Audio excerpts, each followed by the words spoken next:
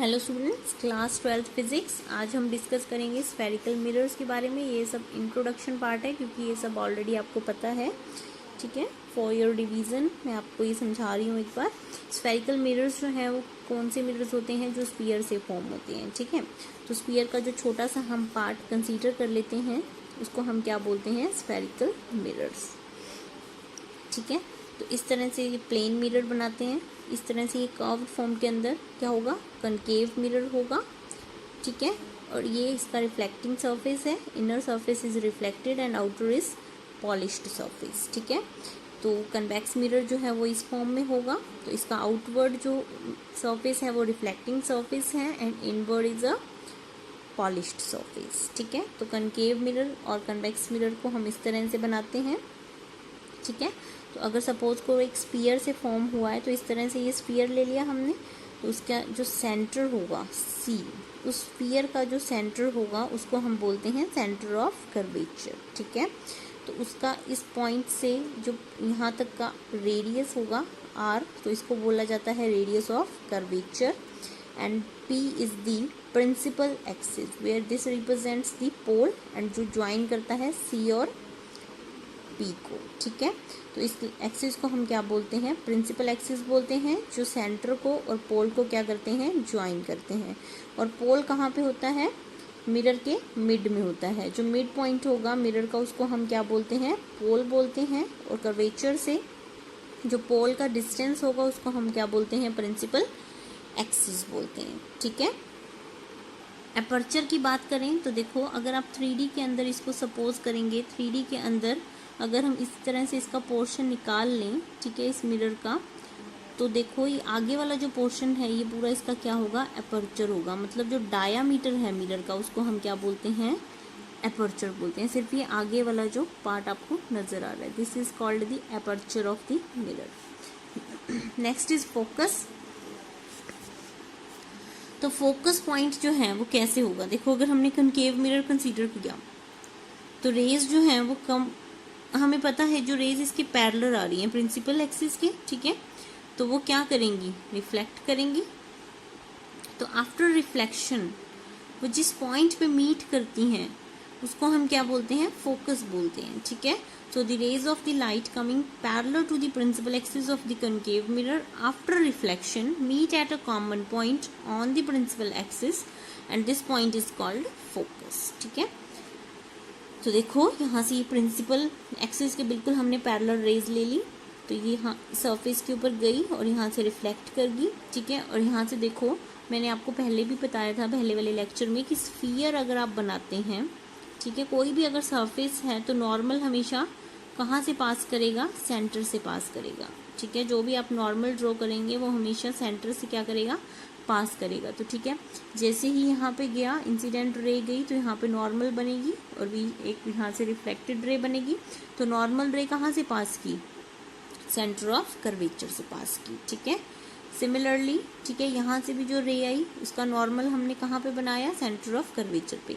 अब हमें पता है कि लॉज ऑफ रिफ्लेक्शन से क्या होगा? इंसिडेंट एंगल और रिफ्लेक्टेड एंगल क्या बनेंगे? बिल्कुल सेम बनेंगे। तो उतने ही एंगल पर ये क्या कर गया? रिफ्लेक्ट बैक कर गया।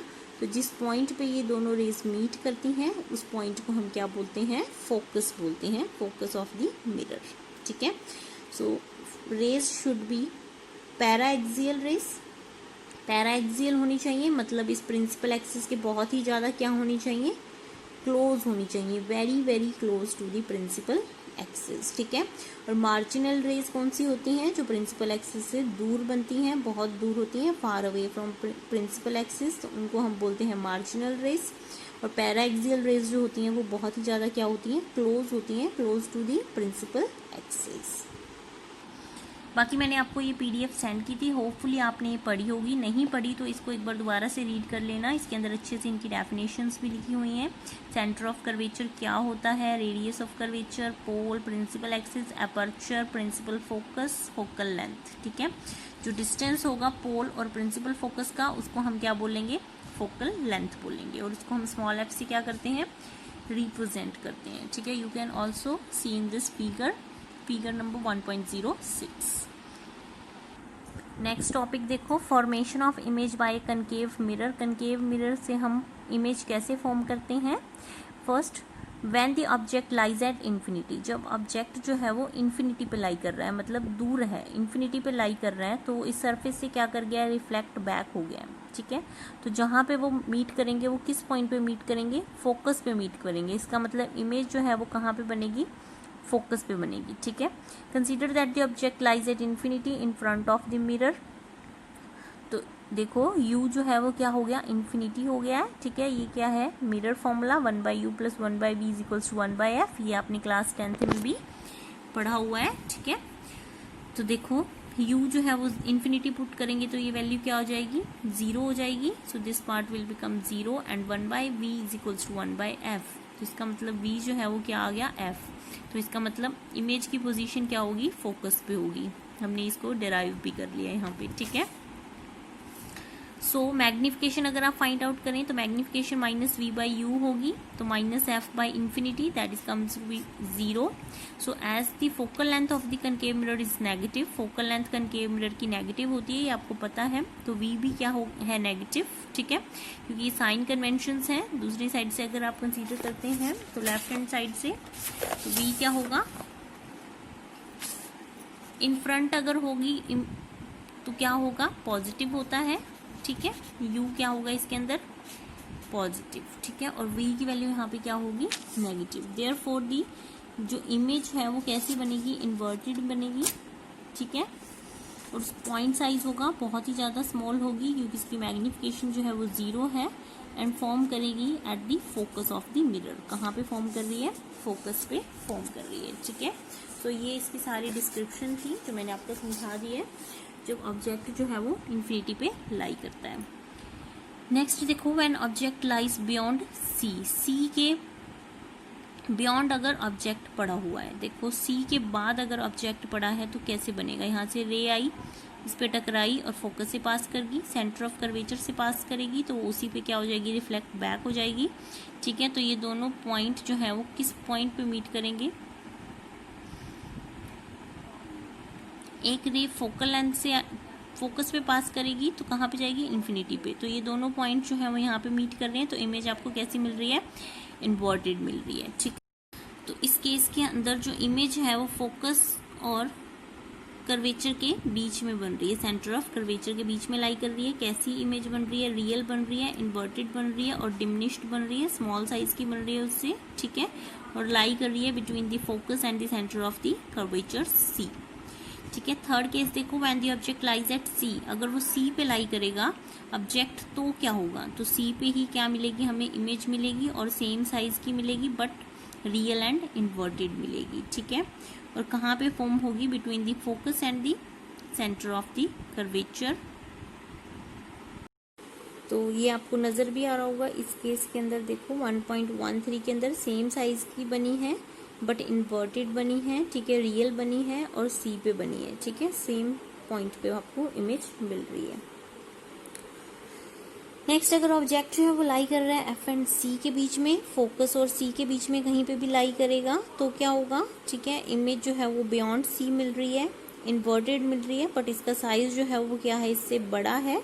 ठीक है, एनलार्ज्ड मिलेगी, रियल मिलेगी, इन्वर्टेड मिलेगी। ठीक है, तो देखो फर्स्ट रे जो है वो यहाँ से गई, इसको टकराई और फोकस से क्या होगी, पास हो गई।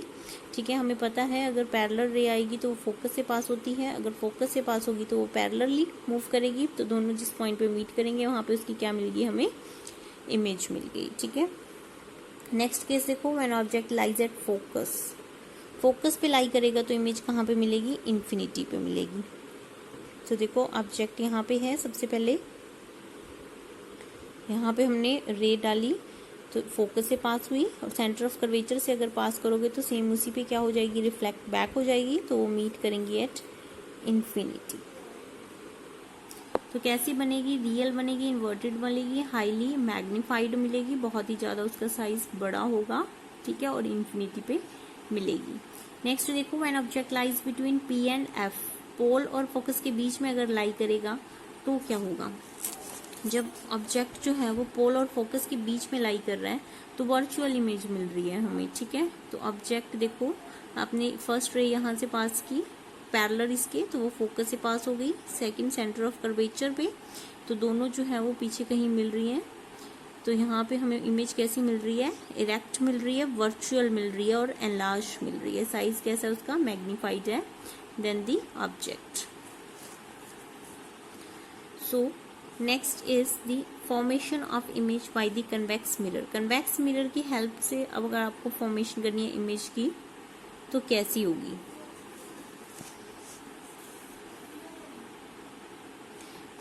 इसमें बताया गया कि consider the object A B is placed in front of the convex mirror. Convex mirror के सामने हमने क्या रख दिया है, ऑब्जेक्ट को प्लेस कर दिया है, ठीक है, ए बी को।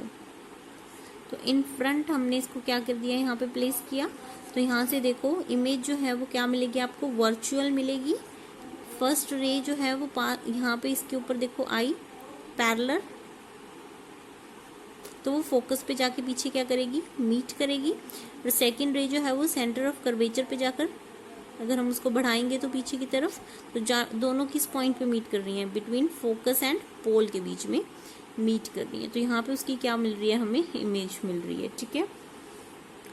सो according to the sign conventions the distance of the object measured from the pole is negative and focal length जो है कन्वेक्स मिरर की कैसी होती है, पॉजिटिव होती है, ठीक है।